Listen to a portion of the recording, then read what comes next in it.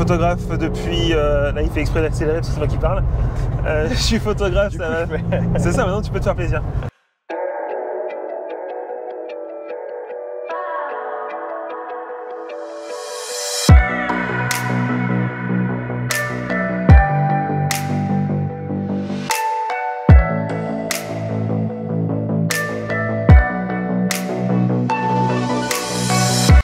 Aujourd'hui, une vidéo un peu différente des premières parce que vous avez été pas mal à nous demander de nous présenter et de présenter les ambitions de la chaîne, où on veut aller, quels sont nos projets, etc. Et donc pour ça, j'ai prévu d'aller chercher Hugo qui m'accompagne sur tous les épisodes et avec qui je travaille de nombreux mois. Vous allez voir, on va tous vous expliquer. Je vais le chercher et on va vous expliquer tout ça et tout vous détailler. Bon, une 996 4S verte, il n'y en a pas beaucoup, donc je pense que c'est lui. Voilà, je crois qu'il est par là. On le voit, toujours en train de filmer. Hello Hugo. Pourquoi tu m'as dit de venir ici? Monte parce qu'on a pas mal d'abonnés qui nous demandent de présenter la chaîne et du coup j'avais envie de te présenter aussi. Eh ben on y va. Donc tu montes et on y va. Allez go. Bon Hugo, si je t'ai fait venir aujourd'hui, ouais, c'est pour qu'on fasse une vidéo un peu différente des premières. Ok. Sachant que comme vous l'avez vu sur les premières, on a commencé assez fort avec vraiment des histoires et des choses à raconter assez ouf dans des caisses. Voilà. C'était dans l'action. Ouais, vraiment dans l'action. Là aujourd'hui, vu que vous avez été pas mal dans les commentaires à nous demander de nous présenter, alors me présenter moi, mais j'ai vraiment envie de le faire avec Hugo parce que voilà, c'est Hugo qui fait un peu le personnage omniprésent qui suit ses aventures. Écoute, je te propose qu'on échange un peu sur nos envies et l'avenir de la chaîne et ce qu'on a envie d'y proposer. Bien sûr. Et ça vous laisse aussi l'occasion de commenter en dessous pour donner aussi votre avis. Pourquoi pas les choses que vous aimeriez voir. Exactement ce que j'allais dire. Ouais. Parce qu'on est toujours en recherche, même en ce moment. Là, quand on fait la vidéo, hier soir, on était encore en train de s'appeler pour savoir quels seraient les prochains projets, là où on a envie d'aller, etc. On a des très bonnes idées. On a des trucs assez cool, je pense. Ouais, on a des trucs vraiment... Je sais pas si on arrivera à tout réaliser, mais on a des trucs quand même assez ouf. Donc surtout commentez, déjà abonnez-vous, première chose. C'est important. Voilà, et on est très content parce qu'en quelques jours, vous êtes déjà plusieurs milliers à nous suivre sur cette chaîne. Donc ça, franchement, c'est assez ouf. On va parler un peu de tout ça. Déjà, tu vas m'expliquer c'est quoi ton parcours dans le sport auto parce que tu es pilote. Ouais. Ça, il y a peu de gens qui le savent. Je pense que ceux qui nous suivent ne le savent pas forcément. Donc tu es pilote, c'est quoi ton parcours? Écoute, moi j'ai commencé en sport auto en 2010. Ouais. Avant, j'ai fait du kart, okay. Comme beaucoup de pilotes qui aspirent ou aspiraient à rouler à haut niveau. J'ai fait du kart, pas forcément pour le coup à haut niveau parce que j'étais plutôt en championnat régional, parfois Coupe de France, mais sur des catégories plutôt, on va dire, amateurs, sachant que le karting, c'est vraiment professionnalisé ces dernières années. Moi, c'était encore les dernières années où voilà, c'était encore possible de rouler à des prix cohérents, on va dire. Donc j'ai eu la chance de rouler avec des gens qui m'ont beaucoup aidé à cette époque-là parce que ma famille venait pas du sport auto et que c'est pas forcément évident quand on n'est pas né dans ce milieu-là. Je roulais avec une petite équipe qui s'appelait Sprint Motorsport, et qui m'a beaucoup aidé pendant pas mal d'années à rouler et à la fin à faire des podiums, à gagner des courses. Donc ça c'était une belle étape de ma vie de pilote. Et ensuite... Donc en 2010, tu avais quel âge, juste pour resituer? En 2010, j'avais 19 ans. Ok. Et donc en 2010, suite à un volant assez haut au Mans à l'époque, j'ai vraiment voulu franchir le pas de l'automobile et j'ai eu la chance d'avoir une bourse de la Fédération française de sport auto, chose qui n'existe quasi plus ou même plus du tout, et qui m'a permis de joindre les deux bouts et de faire avec un petit bout de budget de m'engager en F4 Eurocup 1.6 à l'époque, ça s'appelait comme ça. Donc c'est la F4 quoi, la catégorie on va dire de la Fédé qu'on peut retrouver au Mans à la FFSA Academy. Ok, c'est ce qu'on a vu dans GP Explorer par exemple. Ouais, voilà, c'est ça. C'est les mêmes voitures. Alors à l'époque, elles étaient un petit peu différentes, mais c'est vraiment le même type de voiture et c'était les premières générations de F4. À l'époque, la F4, ça voulait pas dire grand-chose. Aujourd'hui, ça parle beaucoup plus aux gens. Mais donc c'était top parce je suis passé du karting régional au World Series by Renault en quelques mois. Ça m'a un peu sauté à la gueule au début. Et puis surtout, on avait une promo de malade. Il y avait Stoffel Van Dorn qui roule en F1, Norman Nato qui roule en Formule E aujourd'hui, qui roule en WEC, Mathieu Jaminet, vous avez vu dans le précédent épisode avec la Rondo, Paul Chatin, et puis il y en a plein d'autres qui roulent aussi à différents niveaux. Pierre Santinena, Jean-Baptiste Lahaye. Belle promo, franchement des beaux souvenirs. Mais aujourd'hui on se recroise de temps en temps, c'est toujours cool. Et puis après, bon je vais pas vous faire toutes les années, mais après j'ai pas pu accéder au haut niveau de la monoplace parce que ça coûtait vraiment beaucoup trop cher. Et je suis tout de suite parti en formule de promotion, en Seat Supercopa, en Peugeot RCZ, des catégories comme ça où il y avait des primes.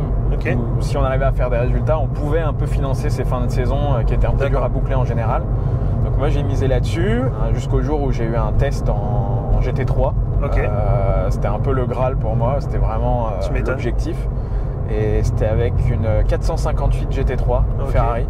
Donc en plus de ça, il y avait le prestige. Voilà. Bien sûr, c'est Ferrari, c'est toujours quelque chose. Tes parents ils se disent ah ça va, c'est bien passé. Ouais, j'ai testé une Ferrari. C'est un peu un achievement, tu vois. Donc ça c'était assez ouf. Et puis après, voilà, je me suis toujours démerdé pour trouver des budgets parce qu'on va pas se mentir, tout ça se fait pas.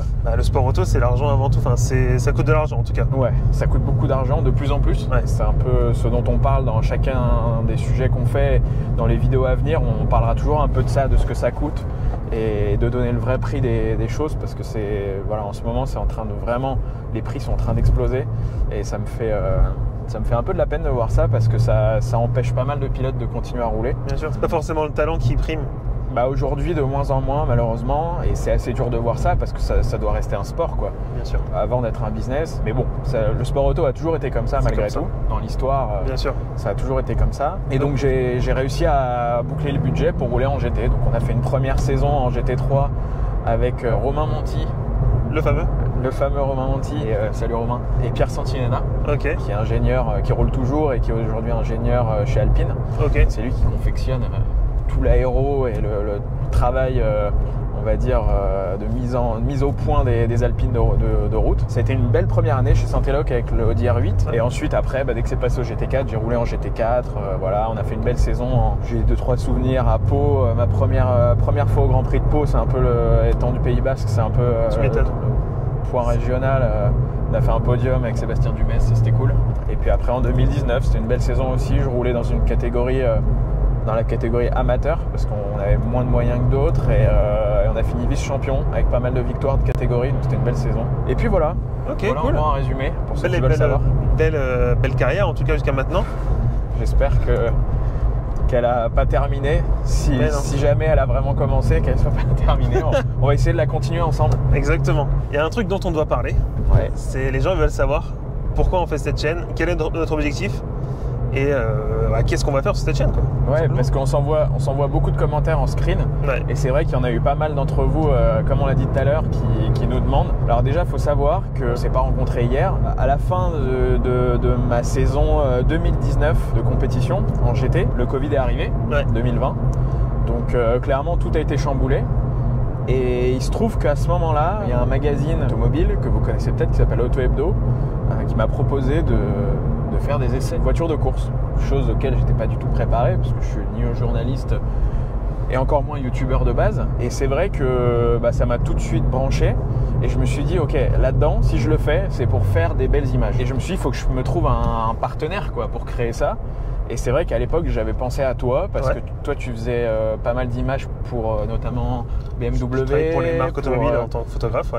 Pour BMW, pour d'autres marques, un peu de Renault, tout ça. Enfin on se croisait souvent. On se croisait sur les events. Toi via MyGasoline et puis moi via mon métier. Et c'est vrai que je voulais trouver quelqu'un qui soit passionné déjà et qui ait surtout envie de créer vraiment de la belle image.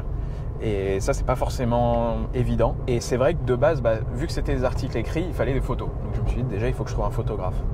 Et dans ces essais, on est vite arrivé au point de faire des vidéos. Parce qu'on s'est dit, c'est quand même trop dommage de faire que des photos sur des voitures aussi dingos. Exactement. Il faut montrer en fait ce que c'est. Parce que juste des photos, ok, c'est cool. Mais il faut faire écouter le bruit, il faut faire comprendre ce que c'est en fait comme véhicule. Et en vidéo, c'est quand même mieux. C'est ça, les caméras embarquées, tout ça. Et puis il y avait quand même une envie d'apporter de l'innovation à la prise de vue, que ce soit pour toi ou pour moi. Bien sûr. On a tout de suite recherché à comment amener une immersion. Plus poussée. Ouais, voilà. Et c'est vrai que moi, il y a un truc, depuis que je fais du sport auto, qui me tient à cœur et que j'arrive pas forcément à retranscrire, c'est l'émotion qu'on peut avoir dans une voiture de course. C'est difficile. Bien sûr. Par la parole ou quand je discute avec des potes, c'est difficile d'expliquer ce qui se passe dans une voiture.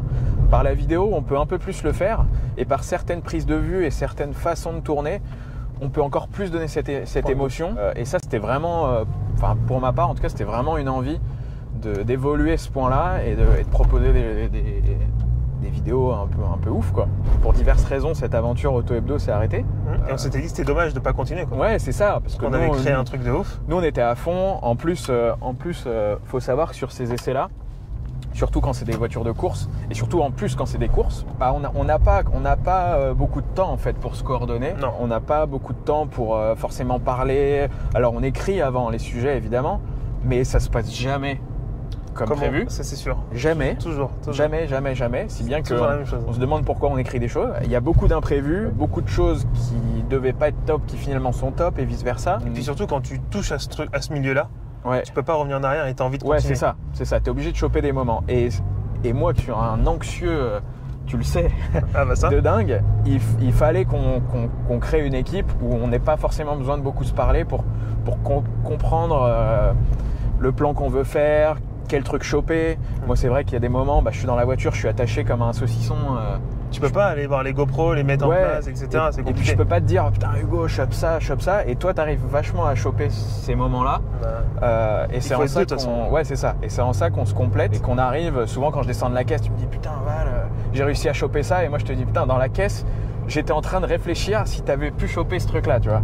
Et quand tu avais fait aussi l'enduro du Touquet, ouais, truc tout bête, mais quand j'étais à l'arrivée, voilà. T'espérais que je sois à l'arrivée. Et moi, j'avais pensé à être à l'arrivée. C'est normal. Ça. Parce que, alors, entre Auto Hebdo et ce qu'on a lancé aujourd'hui, il y a eu quand même une grande aventure, c'est l'enduro du Touquet.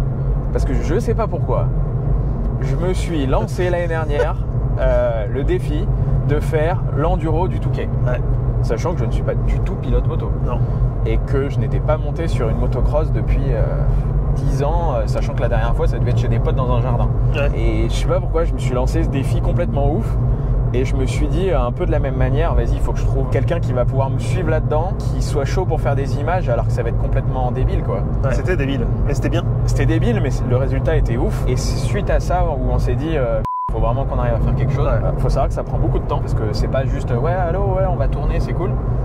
Les sujets qu'on veut faire, c'est pas des simples voitures en fait, c'est des voitures de course, donc faut les amener, faut trouver le circuit, etc. Donc c'est ça, faut tout trouver. C'est de l'organisation. Ouais, beaucoup de moyens logistiques déployés pour vous faire un rendu de malade. Donc en fait, ça se fait pas en 2 secondes. Et puis on n'avait pas envie de faire non plus un épisode et puis après plus rien sortir pendant 6 mois. Donc l'objectif de la chaîne, on vous le dit, c'est de sortir un épisode toutes les 2 semaines. Pour commencer, en tout cas, c'est un bel objectif déjà. Ouais. Et c'est de voiture de course, soit en course, soit en essai classique sur une piste. Sachant qu'en course, ça sera vraiment de l'expérience course un peu baston. Et sachant que les essais pistes, c'est autre chose. Et moi, je trouve ça super cool aussi parce qu'on a beaucoup plus le temps de disséquer la caisse, de vous donner un avis, etc. Donc, ça sera 2 facettes des essais courses. Et ensuite, on va faire aussi des voitures de série. Mais pas n'importe lesquelles. Non, on veut vraiment faire des voitures un peu dingo, soit des supercars, soit des classiques. Ça peut aussi être des voitures un peu plus, on va dire... Des voitures qui sortent de l'ordinaire en fait. Surtout. Qui sortent de l'ordinaire. Ou alors, si c'est des voitures, on va dire un peu grand public, dans ce cas-là, on les mettra dans des conditions qui ont quasi jamais été faites. On a des trucs qui sont en train de se construire. On a pas mal de coups de fil en ce moment, donc c'est assez cool. Sachant qu'il y aura aussi, alors on va pas tout faire d'un coup, mais il y aura aussi de la moto. Dès qu'il fera un peu chaud, plus chaud, plus beau, et qu'il y aura des trucs un peu sympas à faire, on va essayer de faire un peu de moto. Si possible des motos soit de course, soit off-road, dans des conditions un peu spécifiques, mais d'aller explorer un peu la moto, sachant que je ne suis pas pilote de moto. Donc la moto, ça sera d'un point de vue beaucoup plus novice et beaucoup plus candide, on va dire, de l'approche. Okay. Donc, mais ça peut être super sympa aussi. Ouais. Totalement. La moto, en plus, c'est quelque chose qui est kiffant et que les gens adorent. Ouais. Donc on va essayer de faire, quand ça nous plaît et que le projet est sympa, on va faire un peu de moto de temps en temps. Donc ça c'est pareil, mettez-nous en commentaire si vous avez des idées, parce que là, pour le coup, quel type de moto quel type de moto, quel type de projet on pourrait faire. Donc voilà un peu le panel de tout ce qu'on veut proposer, et toujours avec un avis de pilote. Alors c'est pas pour faire le malin et étaler une science ou autre, mais le but c'est vraiment de vous donner un ressenti, sachant que par contre je suis totalement nul. Hugo est bien meilleur que moi, mais je suis totalement nul sur tout ce qui est l'exploration des interfaces, des voitures, des GPS, ça, on en parlera des trucs. Voilà, il y aura peut-être les modes de conduite, à la ça limite. C'est quand même intéressant. Mais alors le reste, savoir si telle ou telle, enfin je sais pas moi, telle ou telle option est présente. On n'est pas Auto Plus. Non, voilà, clairement. On ne sera pas là-dessus. Le but, ça sera de mettre les voitures en dynamique, si ce n'est plus, et de vraiment voir ce qu'elles ont dans le ventre, peu importe leur catégorie, peu importe ce qu'elles sont, et de vous donner un vrai avis de plaisir de conduite. En fait, s'amuser avec les voitures. Voilà. Il y a un truc dont on m'a parlé, parce que moi je suis en dehors de My Gasoline. Quel avenir pour My Gasoline? Pourquoi tu fais cette chaîne? En fait, moi on m'a demandé sur tout ça. Est-ce que c'est fini My Gasoline? Est-ce que voilà. Alors, qu'est-ce que tu peux en dire? Clairement pas, je coupe net. Faut savoir que cette chaîne, en dehors de nos discussions à tous les deux, l'une des personnes qui m'a le plus poussé à la faire, c'est Mylène, ma copine. Elle m'a beaucoup poussé à le faire, vraiment aller loin dans ce type d'essai, parce qu'elle sait que ça me plaît aussi. Elle voyait à quel point on était content de faire ces essais auto-hebdo, et elle a vu à quel point j'étais un peu malheureux de plus les faire. Et donc c'est elle qui m'a vraiment poussé à le faire.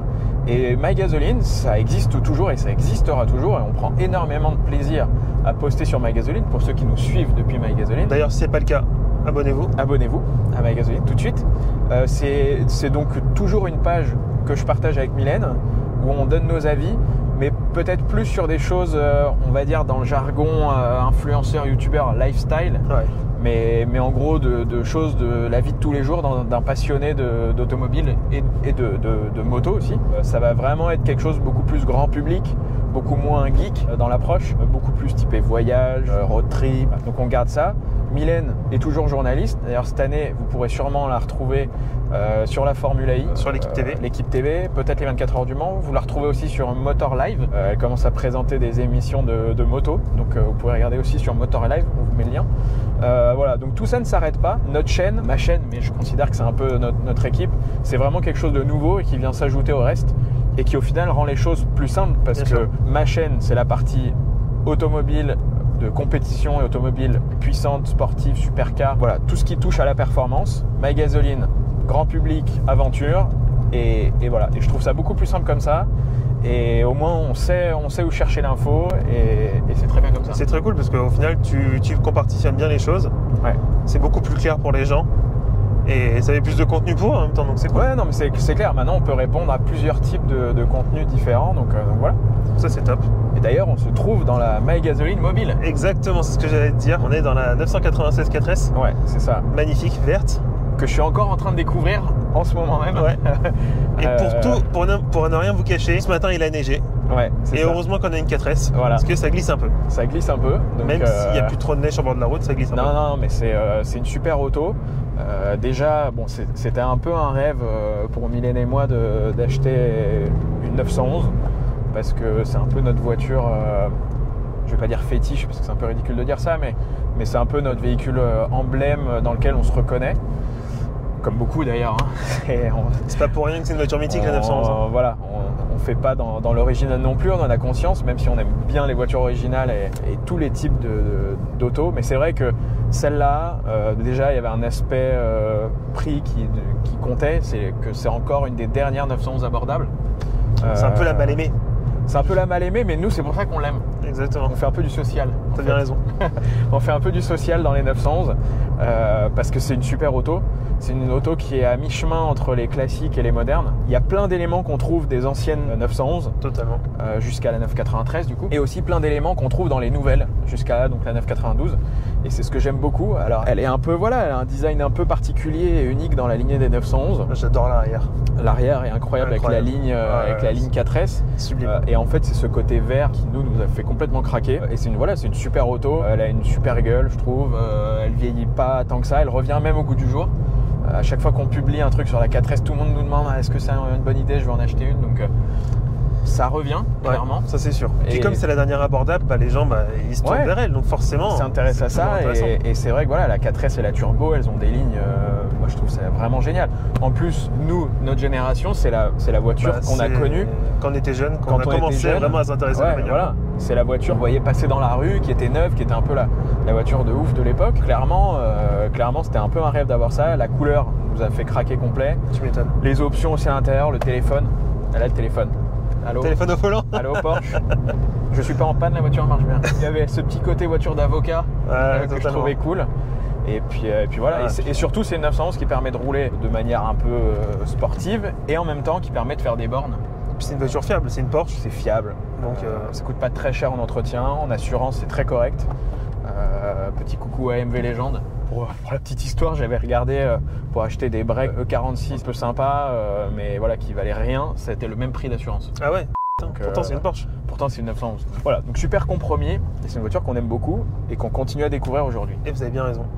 Ouais, attends, parce que tu me poses plein de questions, mais on ne te voit pas beaucoup à l'écran. Non. Toi, t'es un peu Moi, j'aime bien être dans l'ombre. La vue, ouais, et puis t'es un peu la vue omniprésente, parce que malgré tout, dans la vidéo, tu me parles un peu, etc. Je suis un peu la place du spectateur. Ouais, c'est ça.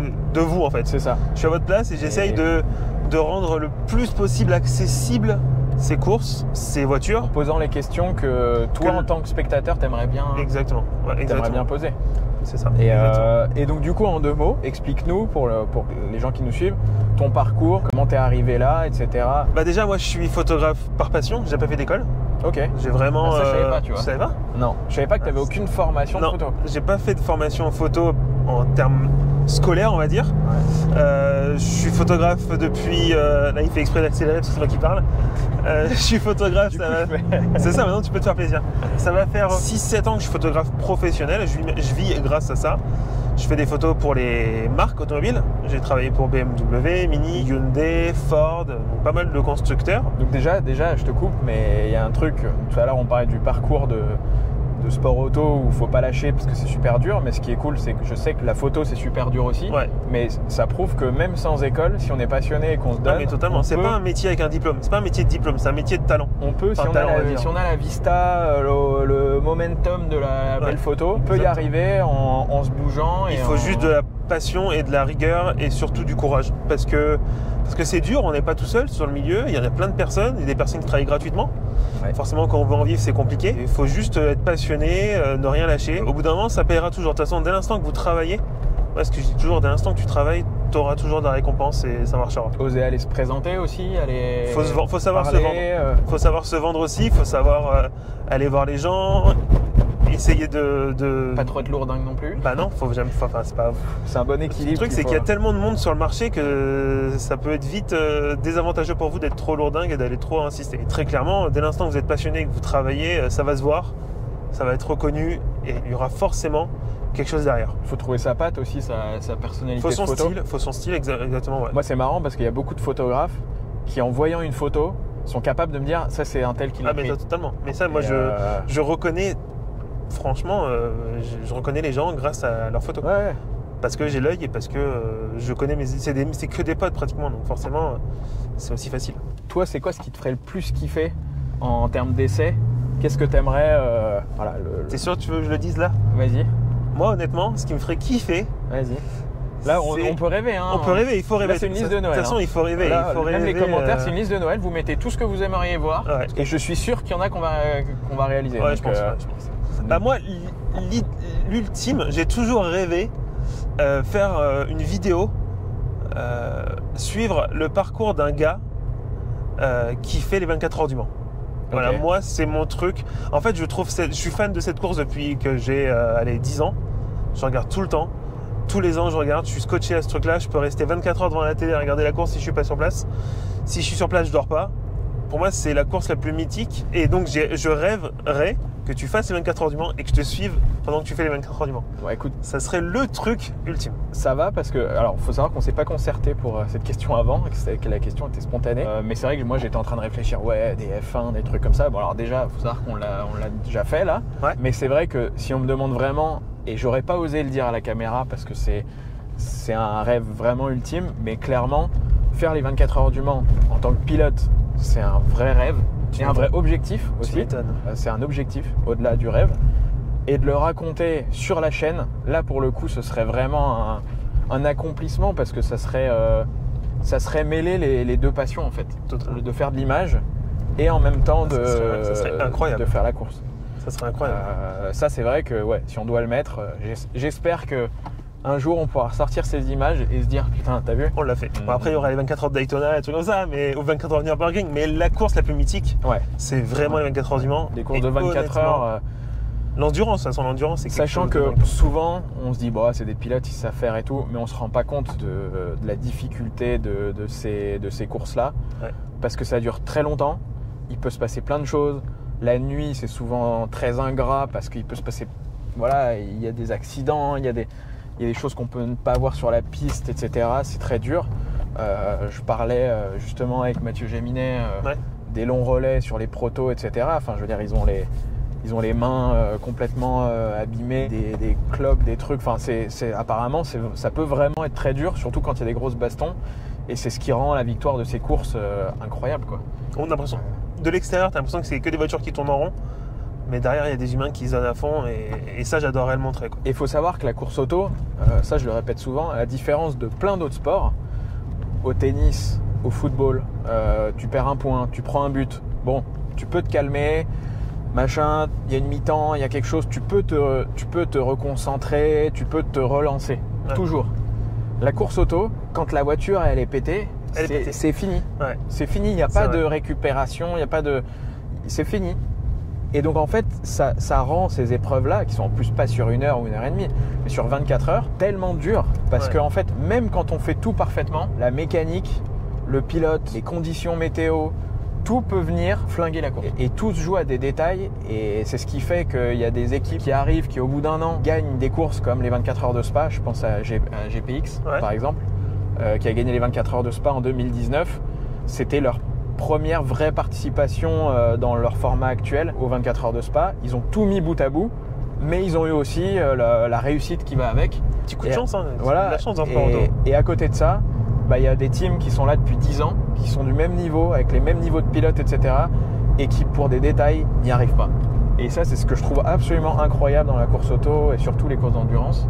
C'est l'humain avant tout déjà. Ouais, c'est ça. Donc ça, si un jour on peut retranscrire ne serait-ce qu'un petit peu cette difficulté et cette approche de la course d'endurance, ça serait ouf. Je partage. Ok, top. Bon, on est bon. Et puis après, on va. Ouais, il y a ça. Et puis après, bon, il y a plein de choses. Il y a du rallye. J'aimerais beaucoup. Dakar. Le Dakar, rallye raid, découvrir en fait je pense que ce qui nous ferait kiffer, au-delà de mes envies de pilote, ça serait vraiment de partager des nouvelles expériences, d'aller dans des catégories que j'ai jamais pu approcher, que j'aurais jamais approché sans cette chaîne. Et vous les faire découvrir. Ouais, genre le drift, le rallye-cross, le rallye, je sais pas, la course de côte, des trucs complètement, et puis certainement plein de choses auxquelles j'ai pas pensé. Donc c'est pareil. Mettez-nous toutes vos idées, on va essayer de les réaliser. C'est le moment de faire votre liste. Ouais. Et on a plein d'idées, mais si vous en avez d'autres, n'hésitez pas. Je pense qu'on a fait le tour. Ceux qui se posent la question de la direction de la chaîne, des thèmes que vont explorer la chaîne, vous en savez déjà plus. Oui, vous avez vu Hugo. Je suis là. Chose très rare. Ouais, c'est pas souvent que vous allez me voir. Je vous le dis tout de suite, je suis plutôt dans l'ombre. Même si je le pousse toujours à ce qu'on le voit un petit peu. Mais sachant que c'est Hugo qui fait tout ce qui est montage, etc. Même si on en parle et on réfléchit à tout ça ensemble. Même si moi je suis avec toi pendant les montages à distance, c'est quand même Hugo qui est à la patte de tout ça. Donc du gros boulot. Et on va continuer à garder ce même niveau de... Au moins rester sur cette lancée de qualité de vidéo. Parce que c'est vraiment ce qui nous anime. Et je crois qu'il n'y a rien qui rend plus ouf quand on a fini un test de regarder les vidéos et de se dire... Là, on a un truc de ouf. Donc on va continuer. J'espère que cet épisode vous aura éclairé. Nous, on va continuer à découvrir cette 4S sur les petites routes de l'Île-de-France. On vous donne rendez-vous très vite pour de nouveaux épisodes. Exactement. Ciao. Et abonnez-vous surtout.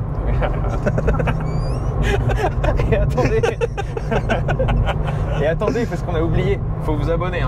Faut vous abonner. On a oublié de le dire. On n'a pas encore tous les codes YouTube. Non, on débute. Faut vous abonner vraiment et mettre la petite cloche. Ça existe encore la petite cloche? Oui, ça existe encore. Okay. La petite cloche pour vraiment recevoir toutes les notifs des sorties des vidéos. C'est vraiment important pour que la chaîne monte et qu'on puisse réaliser de plus en plus de sujets complètement ouf. Bon, cette fois-ci, on vous dit vraiment à la prochaine. Ciao. J'espère que vous aurez kiffé ce petit épisode un peu spécial. À la prochaine. Ciao. À la prochaine. Ciao. Bon, vu le sel qu'il y avait partout, je les ai emmenés chez nos potes des Compagnons du Lavage, Porte d'Auteuil. Ils vont nous faire ça bien.